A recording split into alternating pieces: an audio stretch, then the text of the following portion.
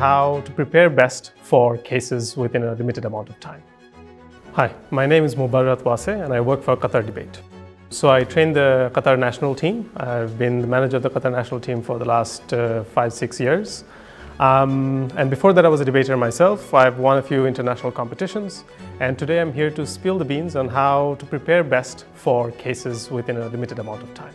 So, the secret that I have is as follows. What do we do when we get a motion? What we do is typically we immediately start thinking of what arguments we can run. And I want people to start to learn to hold their horses. The first question is a simple one. What do the words in the motion mean? You might think you know it, but just check with your teammates to know you're on the same page. But the second advice that I have is the one that I feel like was the secret to my success. And it is this. Instead of thinking of what argument I can run, think of what do I need to prove to win this debate? Okay, so instead of thinking of what argument I'm running, I'm trying to think of what strategically is best for me. How do I go about doing that?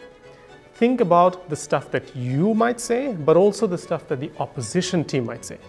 So a very simple example, a motion, this house would ban combat sports. Combat sports are like fighting sports, right? MMA, boxing, and so on.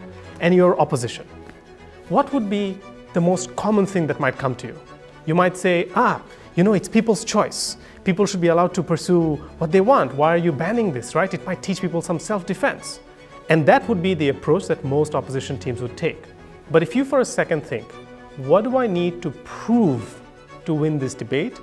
You will realize that the strongest argument coming from proposition is going to be probably about bullying, the culture of violence that is promoted through combat sports.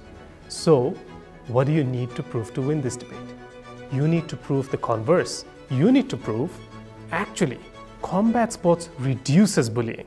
This is not an argument you would ever make because it sounds so counterintuitive. How could combat sports ever reduce bullying? But now you know you have to prove it. Now you have 20 minutes of preparation time left to think about how you're going to do it. And once you start doing that, you will realize this is the easy bit. Once your brain knows I need to prove X leads to Y, that bit's easy. Okay, I can make so many arguments. Oh, combat sports has all these professional athletes who are making promotional campaigns about anti-bullying, right? Because that actually means they're actually telling kids not to bully. So actually it has a negative impact. You can make the argument, for example, that kids who engage in these combat sports have an outlet for their aggression. So they're less likely to take it out on other kids on the playfield. These are arguments that are quite simple, but you might not think of that if you just ask your brain to make arguments. But instead you want to go, what do I need to prove to win this debate? So think backwards, and then you will find that you think of the most strategic arguments possible.